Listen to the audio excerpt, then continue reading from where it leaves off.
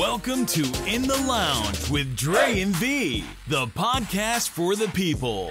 And now, your hosts, the man and woman of the hour, Dre and Queen V. Yo, what's up? What's up? You are In the Lounge with Dre and V. I am your co-host, Queen V, and I have with me that dude they call Dre. What up, Dre? Queen V, what's the good word? What's going on? Nothing much. Chilling. How you been? I'm doing all right. Good.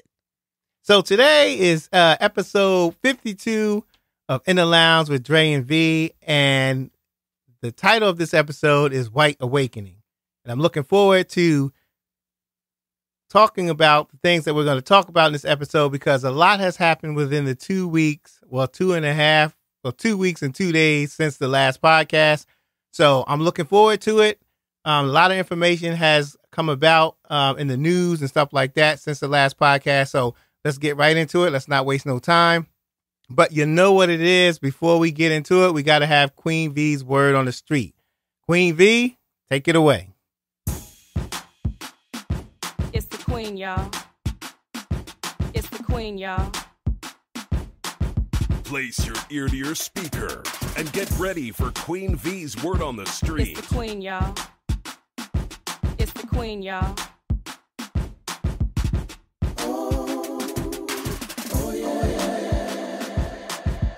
So, first let's talk about the Dave Chappelle comedy special that he dropped, like totally unexpected last week. He spoke so much truth, so much gems were dropped in that special. You watched the special, right? I did. It was pretty good, too. Yeah. He got into talking about Candace Owens, who is a piece of work. Who doesn't recognize that she's a black woman, doesn't recognize any type of, well, you know what? I'm going to reserve my comment. Okay. So the other thing I wanted to talk about is B. Simone.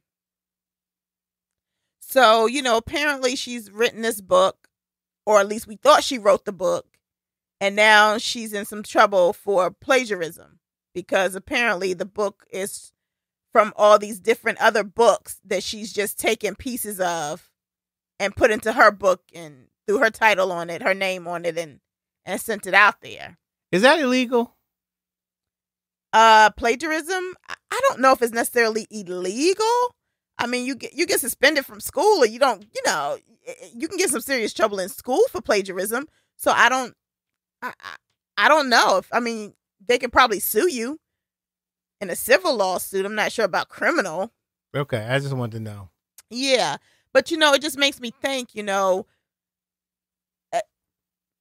people have to really make sure they understand business laws, business ethics, when starting a business. Like, I'm all for everybody starting businesses. I have a business. We have a podcast, so I get that. But, you really got to make sure that you're doing your research because, apparently she said that, she wasn't the one really behind the book, that she had people, she had a team that she was working with that helped her with all of this. And, to me, that's no excuse. Yeah, your name is on that book. Here's my thing. You had a team that worked with you or whatever. So you're the one that's writing the book. So you're doing the writing. So you would know if you're plagiarizing or not. But she didn't write the book. So they wrote the book. So she's getting credit for a book she ain't write anyway. So either so way. many people do that. There's ghostwriters. So you have a lot of people that are writing books for people, right? So what she's saying is that her team helped, put the book together. So maybe she wrote a foreword or, something like that, an intro. But that was pretty much all she did. I know there's some pictures of her in there and some journal entries of hers in there. But other than that, she had a team that she counted on. And to me, that's unacceptable. I need to write a book then. I'm going to write a book. I'm going to write a book. Okay, write a book. I don't know what it's going to be about. Whatever my team decides to write about, I'm going to write a book about that. Knock yourself out. It'll be in iTunes, Amazon, whatever, whatever you buy books at. I can't. I'm confused right now. Be on the lookout for the books. Okay. Anywho, let's get into this show because I really have a lot to say. So I don't want to spend too much time, with my word on the street because I really want to talk about what's going on. But yes, let's do that. So you gonna kick it off, or you want me to kick it off? I want you to kick it off. You always kick it off. No, actually, you kick it off, but you've been making me kick it off. I think I'm gonna just be the one in charge. You're just gonna be my sidekick. That's fine, but I mean, there's some. I got a few things I want to say too. So I mean, I think that's wonderful. I'm ready. Okay, so let's do this. So go into what I want to talk about because what? All right. So for everybody out there listening, because obviously Dre is really confused tonight. I don't know if he's been sniffing something or smoking something or what. So. What we going to do is tell you what we going to talk about because he missed that step. Thank you. So I'm going to do your job. Well appreciated. No problem. But, I ain't going to keep doing this. I'm going to have to replace you if you can't handle your business. Okay, so today we're going to talk about now all of a sudden he ain't got no amnesia. White awakening. I don't give it justice. That's why. So for real though, so seriously, the topic tonight is, white awakening. And Black Lives Matter now and everybody jumping on this bandwagon and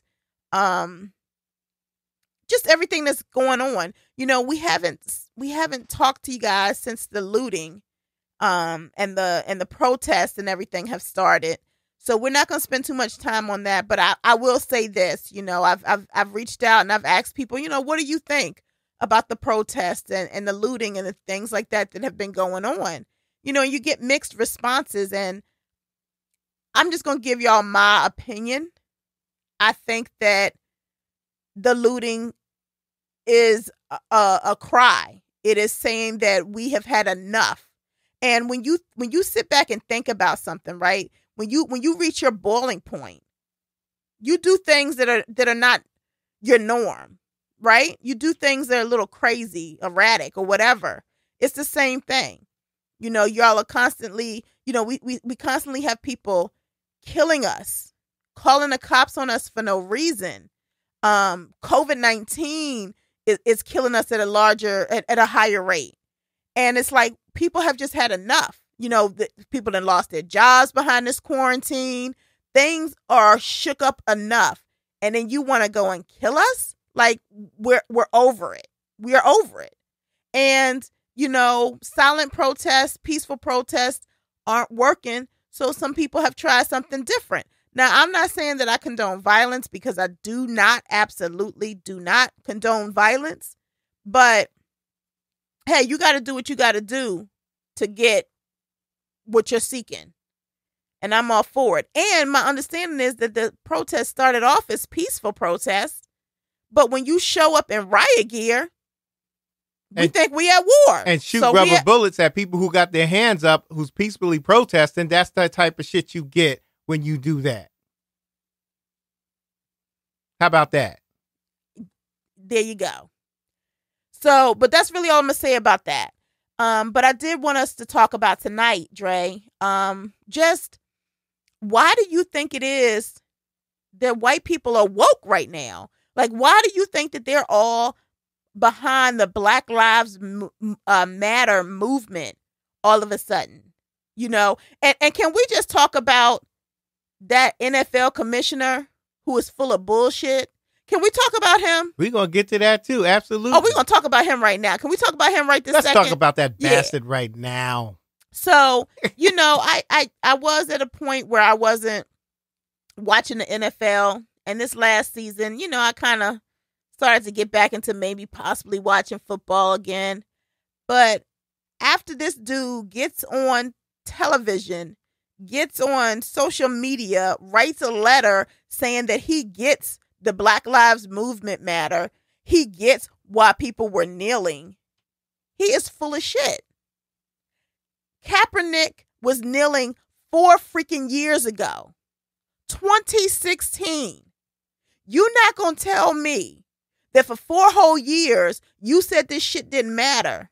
This wasn't going to happen. And now, all of a sudden, because everybody else and their mama is woke and all about the Black Lives Matter movement. Now you want to change course?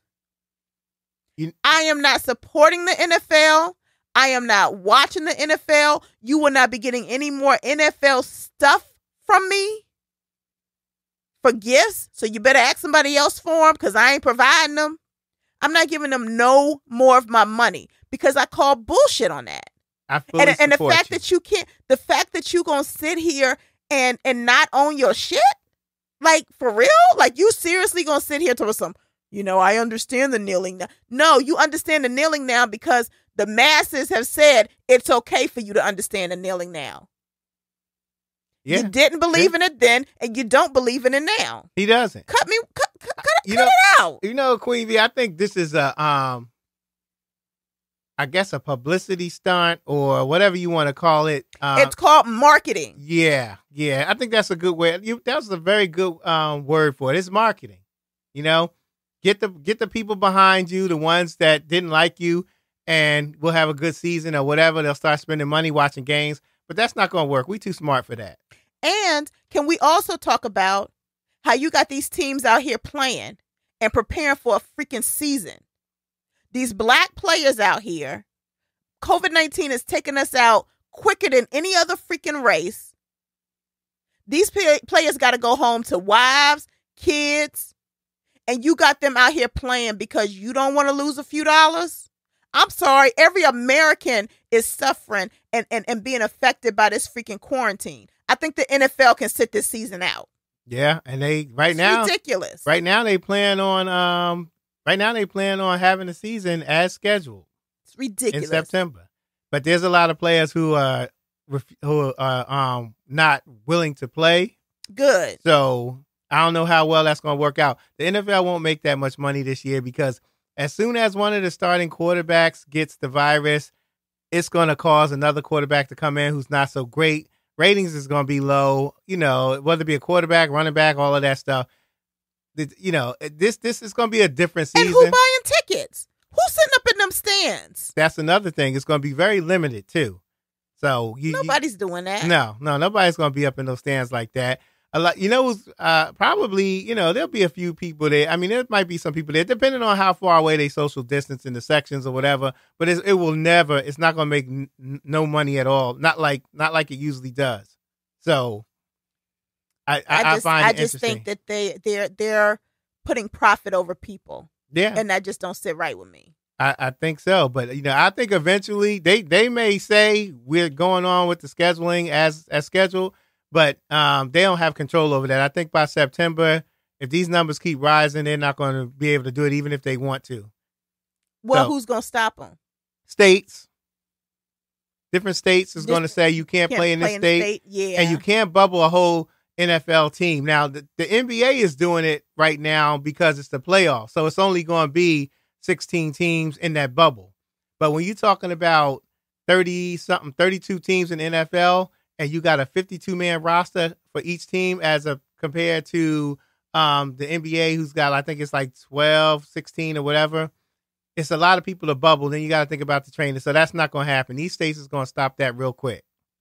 Well, I'm still not going to forget that the NFL tried to let it fly. Right. I'm done with them.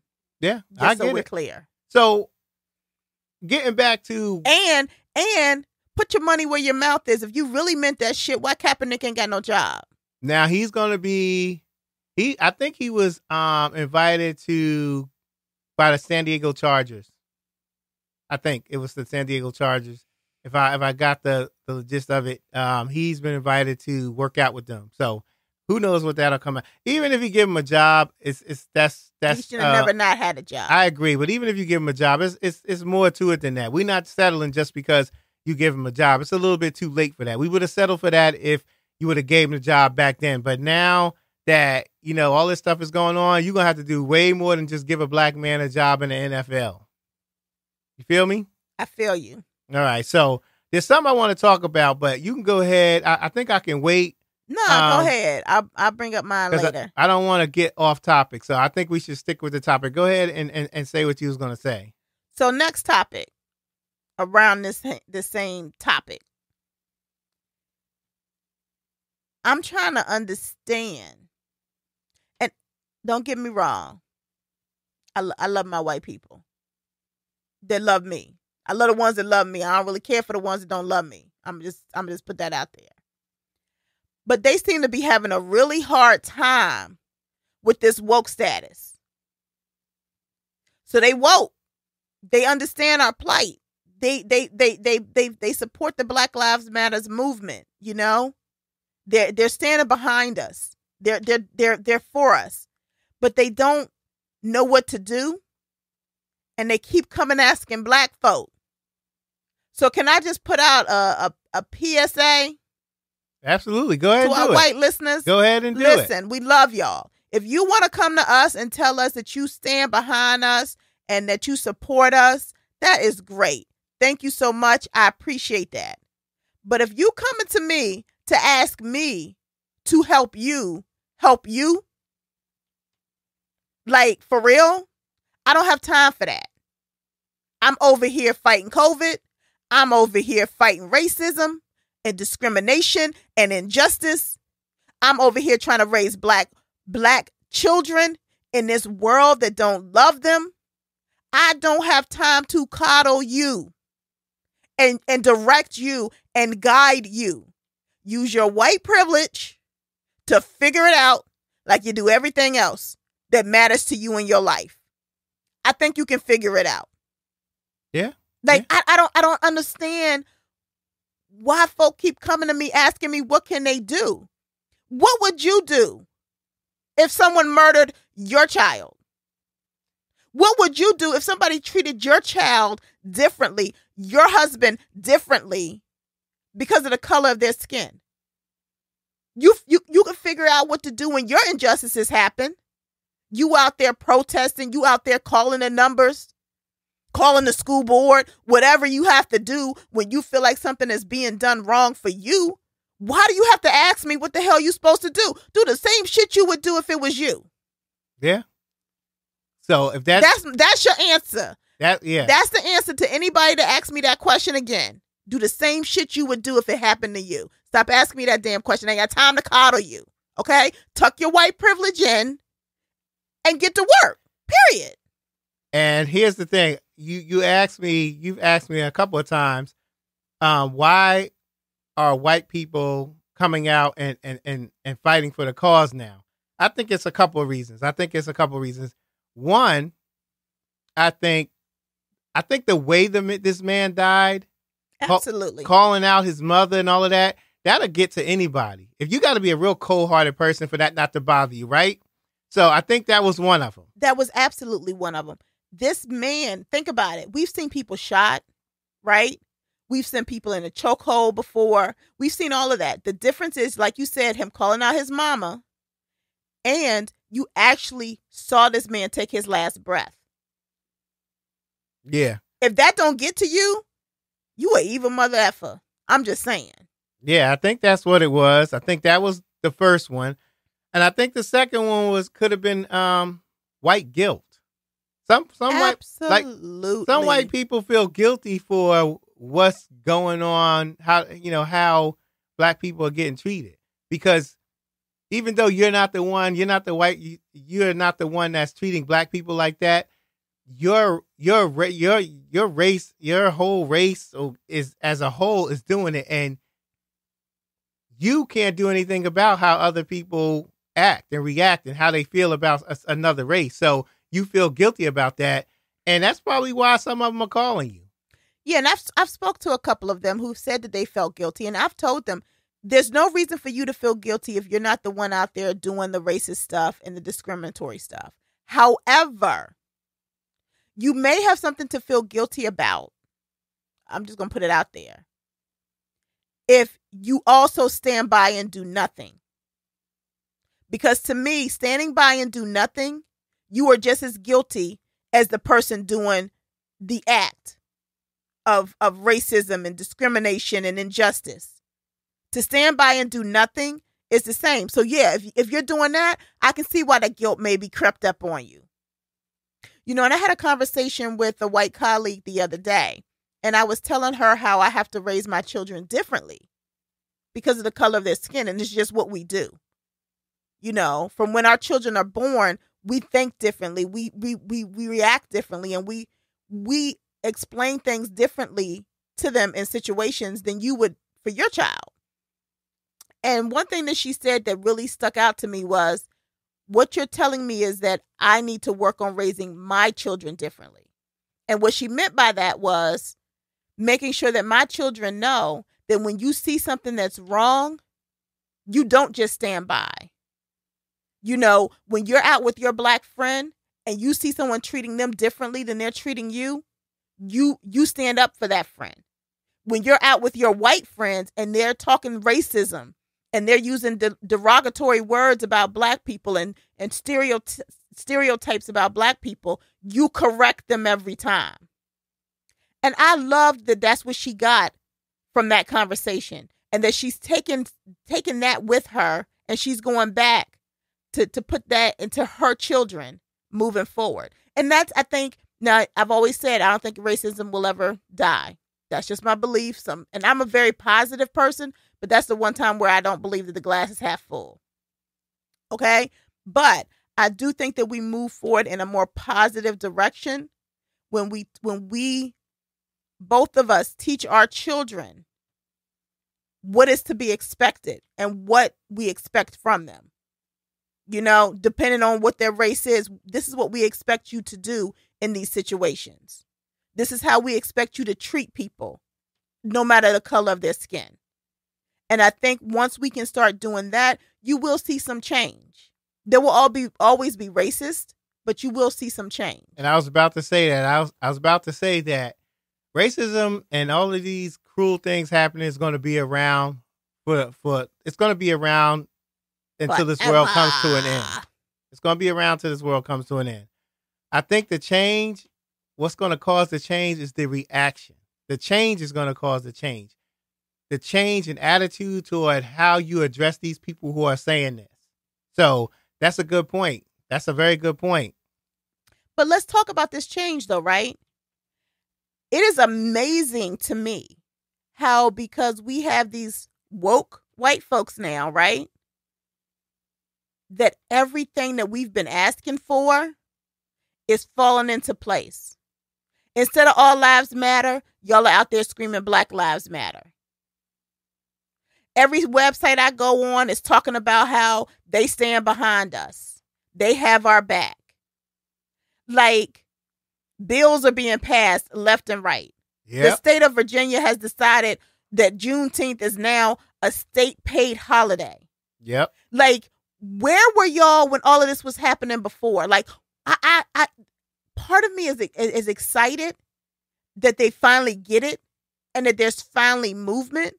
And I hope that this momentum lasts until we get everything that we need. But part of me is pissed off that so many of my Black brothers and sisters had to die for this shit to happen. Like, George Floyd should not be dead.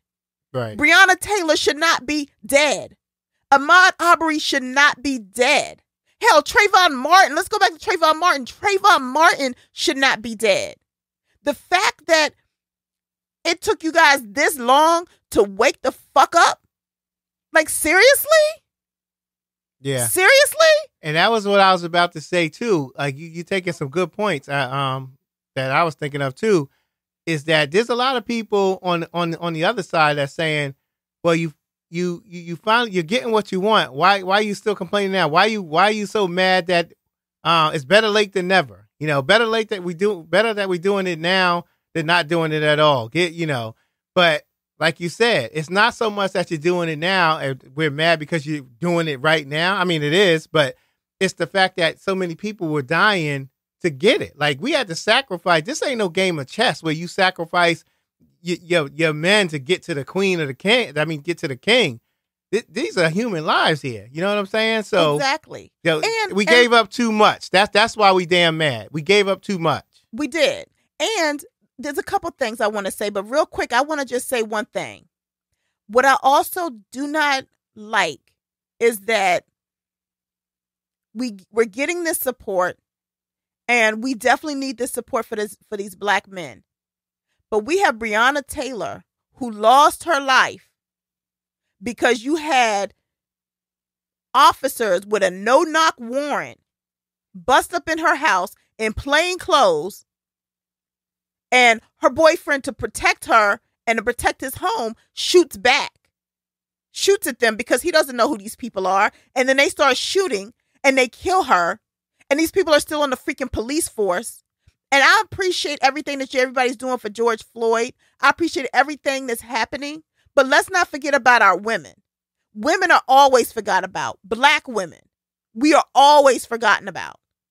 And we are not going to forget her. Say her freaking name.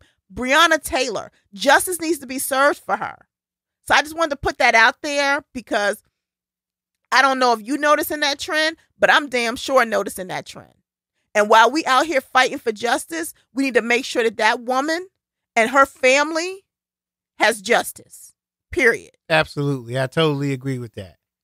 Yep, I totally agree. So let's get back to this woke thing.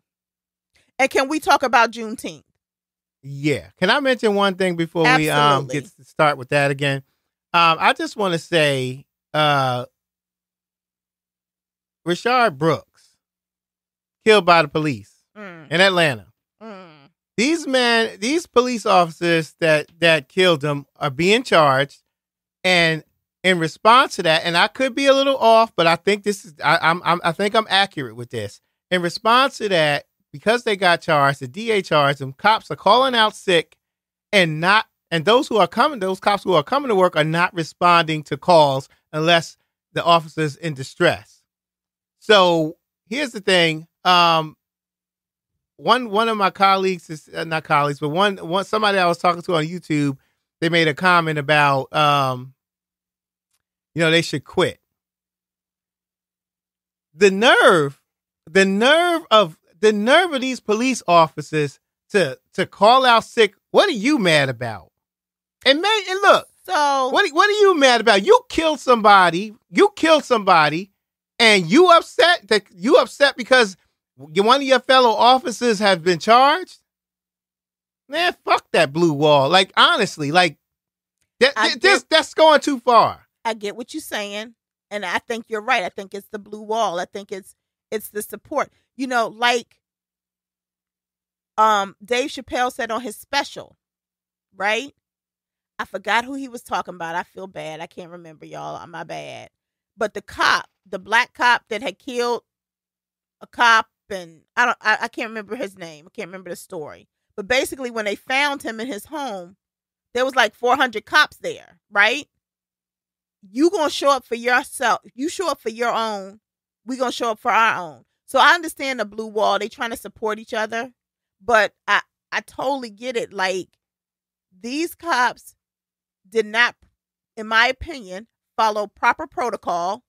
Their life was not in danger. He was not in danger of endangering someone else. I mean, he was not going to endanger someone else. You should not have shot that man, period. And when you do something that you're not supposed to do, justice is supposed to be served. You out there to protect and serve, we can protect and serve against you as well. You're not exempt from that. You're not exempt from breaking the law because you wear that uniform. And I get they want to support their fellow, officers, but come on, seriously? Y'all shot that man in the back. He was freaking drunk. Who was he? What was he gonna harm? Like, I don't understand. But this goes back to the whole defunding the police and reforming the police department. And I think sometimes people misunderstand the word defund. It's not saying that we want to get rid of the cops, right? It's saying that we need to take some of those funds that we give to the police and put them in other resources to help certain situations.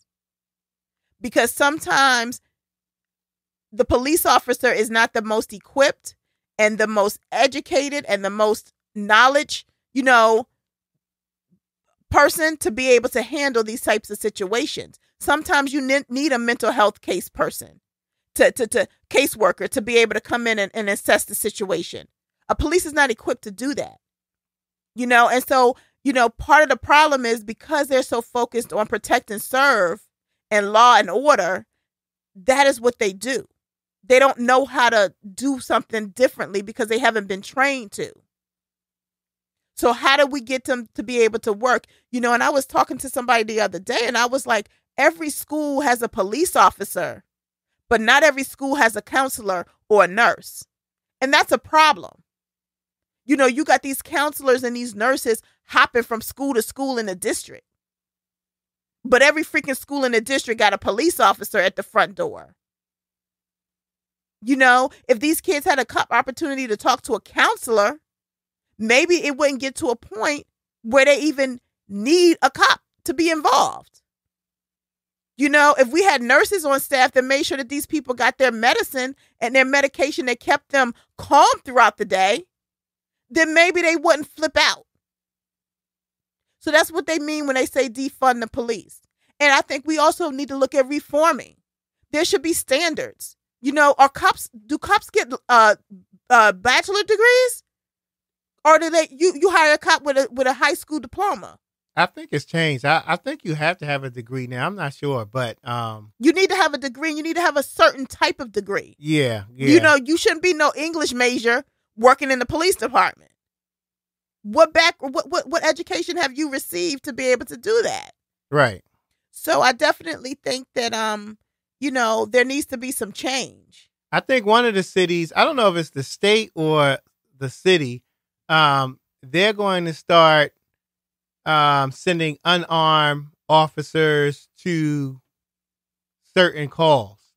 Not police officers, but some other people, I guess, out like a third party, people who are trained like police and all of that stuff, to nonviolent situations, such as somebody selling stuff in front of a store, selling cigarettes, or somebody who, who's just outside, doing something they shouldn't be doing, but stuff like that, because that's the type of stuff that turns into these killings, killings. So I agree. So when I think about defunding the police and reforming the police, part of me gets that, what you just said, but then the other part of me is like,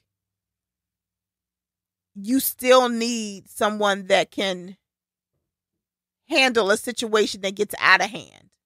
Do you know what I'm saying? Yeah, I get it. So, you know how when you call the police department, sometimes firemen will show up. You know what I mean? Like, all of them show up. Can we have something like that where certain nonviolent situations, can a mental health caseworker or a behavioral health person maybe show up with them? That's a great idea. You know what I mean? It's because it may get to a point where it does get out of hand. That's a great idea. And you will need that police officer to step in and help. But if you have someone there that's skilled and trained with how to communicate to these folks and get them to get to a place where they can calm down and not commit a crime, then somebody's life could be saved and somebody can get the help that they need.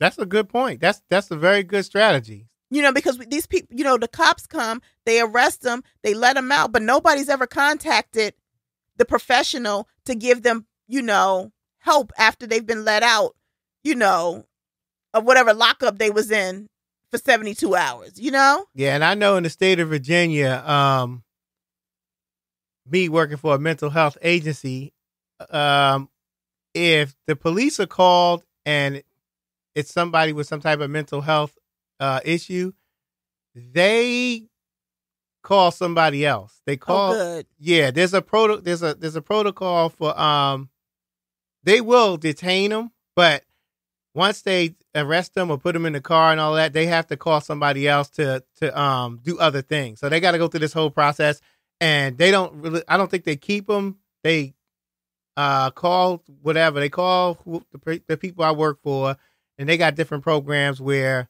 they get a bed for them and get them their medication, and then they still got to go to court, but they That's get good. the help. And I think something like that needs to be with every state. Yeah, it should be universal. Definitely. All right, so let's talk about Juneteenth. Is that good? Can we do that? Yeah. So, that I have been celebrating Juneteenth forever. Right. You also know that about 4 or 5 years ago, I stopped celebrating the 4th. of July. Now, you still celebrate it, which is cool. You know, you grown. I don't dictate what you do. I mean, I wouldn't say I celebrate it. I But ain't you know what going I out mean. watching But like, fireworks. you know, I am just, you know, pretty much over that holiday because my ancestors were not free when this country gained its independence. My ancestors were not free. We were slaves, period. So I'm not celebrating this country's freedom and independence when my ancestors were not free or independent. That's just my thing. And, you know, I've had a very hard time finding things to do on Juneteenth to the point where I had even said to my daughter last year, I may just start my own thing because I can't find a way to, you know, honor my ancestors on Juneteenth. There's nothing here. Well, this year, everybody and their mama and their mama's mama is doing some type of Juneteenth celebration, honoring the ancestors, blah, blah, blah. And listen, I'm thankful because now I ain't got to go create nothing on my own. And, you know, we'll have something to do. But, yo, like, I am so surprised at how many Black people did not know what Juneteenth was, that did not celebrate Juneteenth. And I know that they don't share a lot of things in our history books, in our history classes, but I don't know. I'm feeling some kind of way about all these people jumping on the Juneteenth bandwagon. Like, yo, I'm thankful that you guys are celebrating Juneteenth, but be celebrating Juneteenth for the right reasons. You know, this is not just for you to go out there and barbecue like you do on the 4th. You know what I'm saying? Like, do something honorable for your ancestors. Reflect on what they went through. Reflect on where we are today. Reflect on what you can do to make your ancestors proud.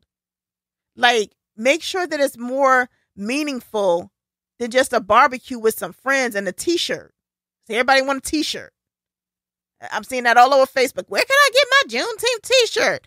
Well, if you were celebrating Juneteenth all this time, you have your t-shirt already. But you didn't just found out about it last week and now you jumping on the bandwagon and try to find a t-shirt that can be delivered to you in 2 days. I'm just saying. Yeah. So, you know, that's really all I got to say. And can I just say this? 45 can kiss my ass.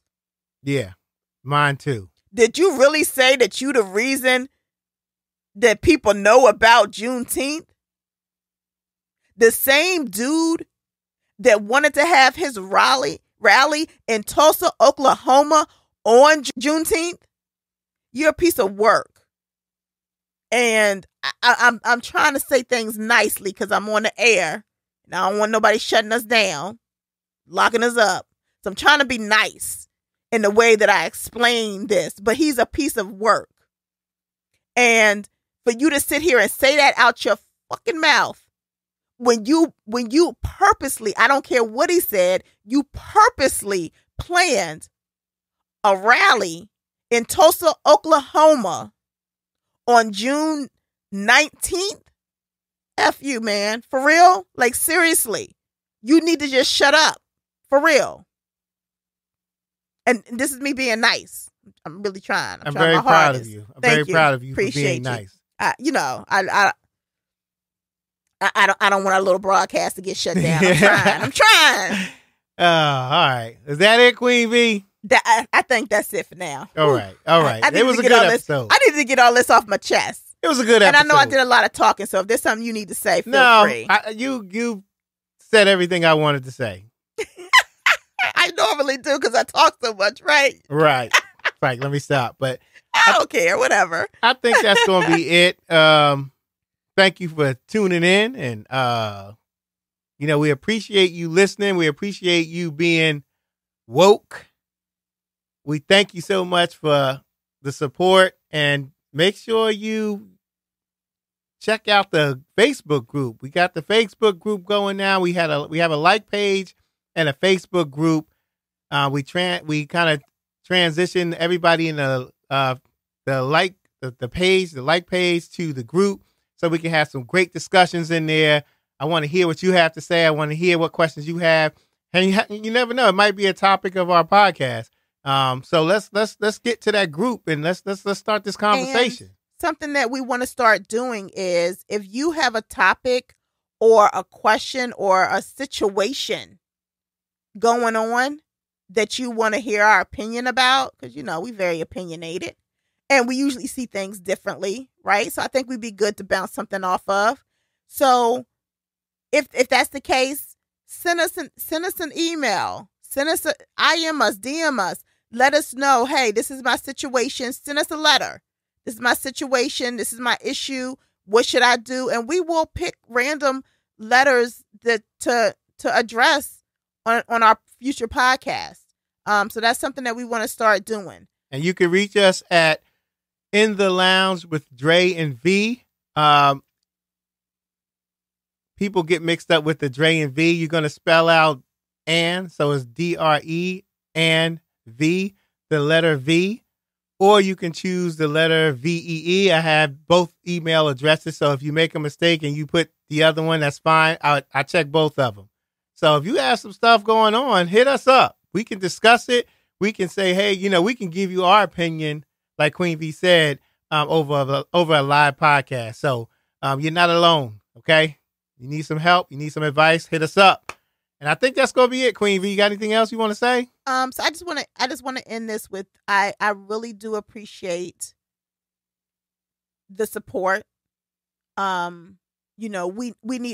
as the Black community, I think I speak for us, for me and you, we need all the support that we can get to be able to get these laws passed, these bills passed, to get reform in the police departments and et cetera. So, don't get me wrong. I appreciate everything that y'all are doing. I'm so glad y'all are woke. I'm so glad that Black Lives Matters, that you understand it now, that it wasn't that we were saying that all lives don't matter, but that our lives need some attention. I appreciate that. And for all the Karens out there in the world, AKA crazy ass white people, I ain't forgot about you. I gave y'all the week off, but next podcast, I've replaced Dre's Student Out of the Week with my cops episodes, because y'all don't let up. No matter what's going on in the world, you Karens and what are we calling the white men? I know we calling the white women Karens. What are we calling the white men? Bobs? Uncle I don't Bobs. know. I don't know. But the cops, because he don't like me to say crazy ass white people anymore. I've been told I can't that's not politically correct. So I'm gonna just call y'all cops.